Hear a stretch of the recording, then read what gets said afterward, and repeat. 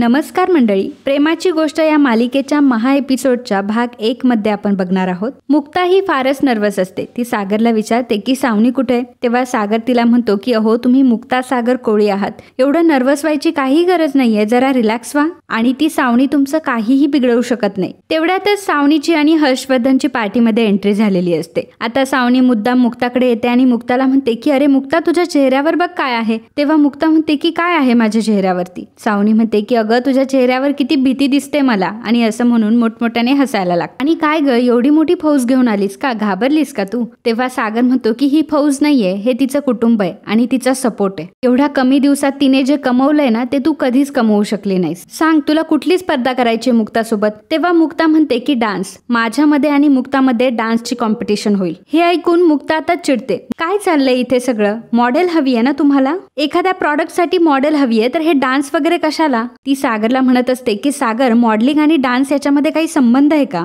तेव्हा सावनी म्हणते की अरे बघ बघ कशी घाबरलेल्या सशासारखी झालीये, इकडे पळू का तिकडे पळू असं झालंय मुक्ताला. मुक्ता तुझ्याकडे एकच पर्याय आहे आणि तो पर्याय म्हणजे मी. कसं आहे ना मुक्ता, काही लोकांना गैरसमज आहे की तू माझ्यापेक्षा बेस्ट आहे, त्यामुळे त्यांना आपल्या दोघींचा डान्स बघून कळेलच की कोण बेस्ट आणि कोण वर्स्ट. आणि खरं सांगू का मुक्ता, तुझ्या नवऱ्याला ना फार इगो आहे आणि त्याच्या इगोमुळे हे सगळं होतंय, कळतंय का तुला. जर याने मला आधीच विचारलं असतं ना कसली स्पर्धा आहे, तर मी आधीच सांगून टाकलं असतं डान्सची स्पर्धा आहे म्हणून. म्हणजे तुला सुद्धा तयारी करण्यासाठी थोडा वेळ भेटला असता ना. नाही म्हणजे चांगला तोंड वर करून चॅलेंज ऍक्सेप्टेड असं म्हणत होता ना. मग बघू आता मुक्ता तूच ठरव की तुला ही स्पर्धा मान्य आहे की तुला ही स्पर्धा सोडून पळून जायचंय. सागर म्हणतो की चॅलेंज आधीच आम्ही ऍक्सेप्ट केलंय, स्पर्धा होणार आणि आम्ही ती जिंकूनही दाखवणार. मुक्ता सागरकडे बघू लागते तर सावनी हसत म्हणते की पण यामध्ये थोडासा चेंज आहे. नाचायचं तुला नाहीये, नाचायचं तिला आहे आणि हा एक मुकाबला आहे. चला मी आता सगळ्यांना सांगून येते की मस्त स्पर्धा रंगणार आहे, मस्त एंटरटेन होणार आहे सगळे. सावनी जे काही करत असते ते मुद्दाम करते आणि पार्टीमध्ये आलेल्या प्रत्येक लोकांना जाऊन ती सांगत असते की मध्ये आणि माझ्यामध्ये डान्सचा एक मुकाबला होणार आहे, त्यामुळे तुम्ही तो बघायचा आहे. मुक्ताला मात्र प्रचंड टेन्शन आलेलं असतं. मुक्ता सारखी कावरी बावरी झालेली असते. तितक्यातच आता अँकर तिथे येतो आणि अँकर म्हणतो की आता ह्या पार्टीमध्ये एक स्पर्धा रंगणार आहे. ती स्पर्धा रंगणार आहे मुक्ता आणि सावनीमध्ये आणि दोघीही या ठिकाणी एक कमाल डान्स सादर करणार आहे. सर्वजण टाळ्या वाजवायला लागतात. अँकर पुढे सांगतो की जी कोणी या कॉम्पिटिशनची विनर असेल तीच या कॅम्पियनचा न्यू फेस असेल. सर्वजण आता मुक्ता आणि सावनीसाठी टाळ्या वाजवतात. सावनी मात्र हसत असते, परंतु मुक्ताला मात्र खूपच टेन्शन आलेलं असतं. हे सगळं कसं घडून येणार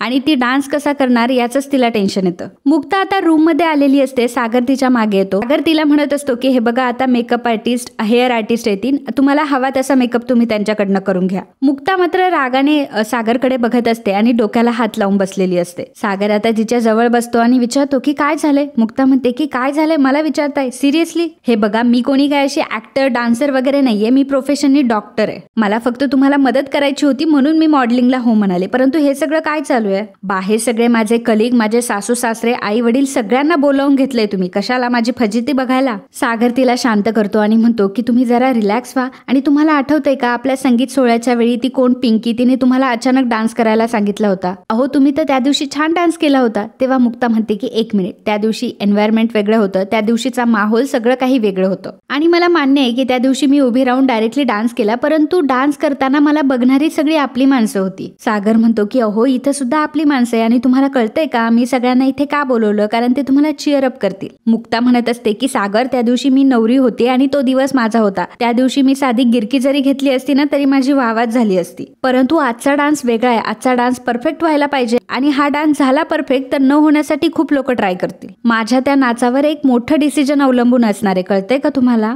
हे बघा मला तर अजिबात हे प्रेशर सहन होणार नाही. मी आतापर्यंत तुमची जी काही मदत केली त्यासाठी बस, आता इथून पुढे मी तुमची कुठलीही मदत करणार नाही, मी येते. मुक्ता आता तिथून निघून जात असते तेव्हा सई मात्र दारातून हे सगळं ऐकत असते. आता सई मुक्ताचा हात पकडते आणि मुक्ताला ती समजून सांगत असते की काय झालं, तुला भीती वाटते का. अजिबात घाबरू नकोस, तू माझी मुक्ताई आहेस आणि तू एकदम बेस्ट आहेस. मुक्ता आता सईला जवळ घेते आणि सई तिला म्हणत असते की मुक्ताई तू माझ्यासाठी सावनी मम्माला हरवशील ना, मला पिंकी प्रॉमिस कर बरं. तेव्हा मुक्ता आता तिला पिंकी प्रॉमिस करते. तेव्हा कुठेतरी सागरच्या जीवात जीव येतो. सई आता मुक्ताला मिठी मारते आणि म्हणते की माझी मुक्ताई सगळ्यात बेस्ट आहे. मुक्ता आता सागरला म्हणते की मी माझ्या मुलीसाठी काहीही करू शकते, तुम्ही जा, मी तयार होते. सागरला प्रचंड आनंद झालेला असतो. सागर मुक्ताला थँक्यू बोलतो. ऑल द बेस्ट करून आता तो तिथून निघतो. इकडे सावनी ही रेडी होत असते. हर्षवर्धन तिथे येतो आणि तो सावनीला म्हणत, अडकवलंयस हा तू मुक्ताला, म्हणजे आता मी नव्याने तुझ्या प्रेमात पडायला लागलोय. नाही म्हणजे तुझ्या डोळ्यांमुळे नाही, तुझ्या हुशारीमुळे. सावनी म्हणत असते की तुझ्या बरोबर राहून राहूनच शिकले रे मी, आणि ती बिचारी मुक्ता सागर सोबत राहून राहून पूर्णपणे फसलीये.